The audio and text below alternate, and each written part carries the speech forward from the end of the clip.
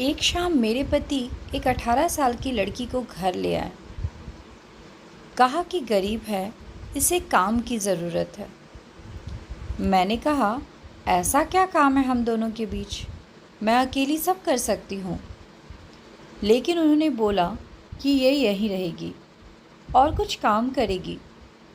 ऐसा बोलकर वो बेडरूम में चले गए। किसी जवान अजनबी लड़की को इस तरह अपने घर में रखना मुझे कुछ समझ नहीं आया।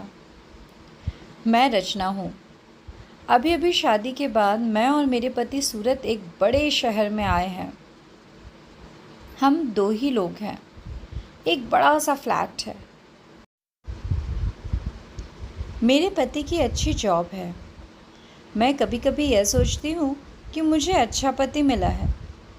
शहर में आए अभी हमें कुछ दिन ही हुए हैं, तभी मेरे पति एक 18 साल की लड़की को एक दिन घर ले आए और कहा कि गरीब है, इसे काम की ज़रूरत है। मैंने कहा, ऐसा क्या काम है हम दोनों के बीच में, अकेली कर सकती हूँ। लेकिन उन्होंने बोला यह यहीं रहेगी और कुछ काम करेगी। मैंने बोला ठीक है। किसी अजनबी जवान लड़की को इस तरह अपने घर में रखना मुझे कुछ समझ नहीं आया, वो भी तब जब मैं मना कर रही हूँ। रात मैंने सोचा कि उनसे पूछूं कि आखिर ये लड़की कौन है। लेकिन रात जब मैं कमरे में गई तो वो अपने लैपटॉप पे मीटिंग में बिज़ी थे। जैसे ही मैंने दरवाज़ा मुझे हाथ से इशारा करके चुप रहने को कहते हैं, मैं बिस्तर के एक साइड पर सो गई। सुबह करीब 7 बजे मेरी नींद खुली। तब मैंने देखा पतिदेव बिस्तर पर नहीं है। मैंने बाथरूम देखा तो वहाँ भी नहीं थे।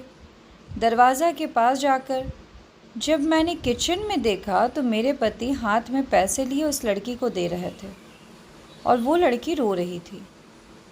वो उसे चुप भी करा रहे थे। पैसे देकर वो मुझसे मिले बगैर बाहर मेन डोर से निकल गए। मुझे अब कुछ समझ नहीं आया कि बात क्या है। थोड़ी घबराहट भी हुई। अजीब अजीब ख्याल मन में आने लगे। साथ ही यह भी ख्याल आया कि जो मैं सोच रही हूँ ऐसा कुछ भी नहीं हो। मैं बेडरूम से बाहर आई तो लड़की ने मुझे देखकर अपने आंसू पोंछ लिए। मुझे देखते ही वो बोली, मैडम साहब बोले कि आज वो शहर के बाहर जा रहे हैं मीटिंग के लिए, कल शाम तक आएंगे। आप सो रही थी इसलिए आपको उठाया नहीं। मुझे कहा कि आपको बता दें। मुझे उससे बात करने का बिल्कुल भी मन नहीं था, इसलिए मैंने उसकी तरफ देखा भी नहीं। बस अब मैं अपने बेडरूम में बैठी कुछ सोचने लगी। शादी को भी 1 महीना ही हुआ था और मैं उनके बारे में ना जाने क्या क्या सोचने लगी। लेकिन उन्होंने मुझे सोचने का कारण भी तो दिया था। एक तो ये लड़की वो अचानक ले आए।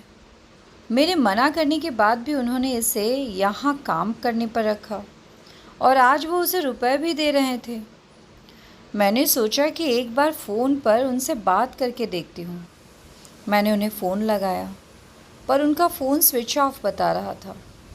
यह पहली बार था जब ऐसा हुआ कि उनका फ़ोन बंद है। अब मेरा सर और भी चकरा गया। इतने में वो लड़की रूम में चाय लेकर आती है। बोली, मैडम चाय। मैंने भी उसको पूछा, तुम्हारा नाम क्या है? बोली, राखी। उसके पास फ़ोन भी था और अब वो वाइब्रेट हो रहा था। फ़ोन को रिसीव करने वो दौड़कर मेरे बेडरूम से बाहर गई। मुझे दूर से अब यही सुनाई दे रहा था कि उसने कहा कि मैं आती हूँ। फिर बात करके वो फिर मेरे बेडरूम में आकर कहती है, मैडम मैं 2 घंटे में आती हूँ, मुझे कुछ काम आ गया है। इतना बोलकर वो मेरे हाँ सुने बगैर ही चली गई। मैं कुछ बोल ही नहीं पाई। लेकिन फिर 2 मिनट मेरे मन में आया कि क्यों ना उसका पीछा करूं। और मैंने 1 सेकंड में कपड़े चेंज किए और उसके पीछे हो गई। वो मुझे मेरी बिल्डिंग के नीचे दिखाई दी। उसके बाद उसने एक रिक्शा लिया। मैंने भी रिक्शा लेकर उसका पीछा किया। रिक्शा एक पतली सी गली में रुका। वो वहाँ से उतरकर पैदल चलने लगी। बहुत सारे छोटे छोटे घर में होते हुए वो एक घर के आगे पहुंची। मैं लगातार उसका पीछा कर रही थी क्यों कर रही थी, क्या जानना चाहती थी, इसका मुझे कुछ पता नहीं था। बस मैं उसके पीछे थी। दरवाज़ा खुला और खुलते ही वो लिपट गई। उसकी माँ से ज़ोर से माँ और बेटी दोनों रोने लगे। दरवाज़ा बंद करना भी भूल गए। मुझे लगा कि अब मुझे सामने जाकर बात करनी होगी कि परेशानी क्या है। मैं उसके सामने गई। मुझे देखकर लड़की बोली, मैडम आप यहाँ पर? मैंने कहा, तुम्हारे साहब बोल गए थे कि तुम्हारा ध्यान रखना। उसकी रोती हुई माँ बोली कि ऐसा इंसान बहुत कम मिलता है। मैंने पूछा, क्या परेशानी है, आप मुझे बताइए। माँ बोली कि इसके पिता साहब ऑफिस में सिक्योरिटी में नौकरी करते थे। अचानक हार्ट अटैक से उनका देहांत हो गया। इसका एक भाई है, लेकिन उसे पीने और जुए की लत है। वो मेरे पास एक पैसा नहीं टिकने देता था। मैं अपनी परेशानी लेकर साहब के पास गई और उन्होंने पैसे से हमारी मदद की। साथ ही उन्हें मैंने जब बताया कि इसका भाई ऐसा है तो उन्होंने कहा कि इसका यहाँ रहना सही नहीं है, इसलिए वो इसे अपने घर को ले गए। मैं इनकी बात सुन ही रही थी कि उनका फ़ोन आया। मैंने रिसीव किया। फ़ोन में सूरज बोले कि उनका फ़ोन रात में मीटिंग की वजह से चार्ज नहीं था, इसके कारण बंद आ रहा था।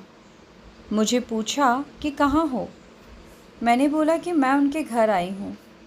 सूरज बोले, हाँ मैं रात में तुम्हें बताने वाला था, पर मीटिंग की वजह से लेट हो गया और तुम सो गई। मुझे उस समय जो सही लगा वो मैंने किया, इसलिए मैं उसे तुम्हारे पास ले आया। मैंने कहा, बिल्कुल ठीक किया आपने। लड़की को लेकर फिर मैं अपने फ्लैट चली गई। अब मैं उसे और अपने पति दोनों को ज़्यादा प्यार करने लगी। तो दोस्तों, अगर आपको मेरी ये कहानी पसंद आई हो तो इस कहानी को लाइक करें, ज़्यादा से ज़्यादा शेयर करें और हाँ, मेरे चैनल को सब्सक्राइब करना बिल्कुल ना भूलें। धन्यवाद।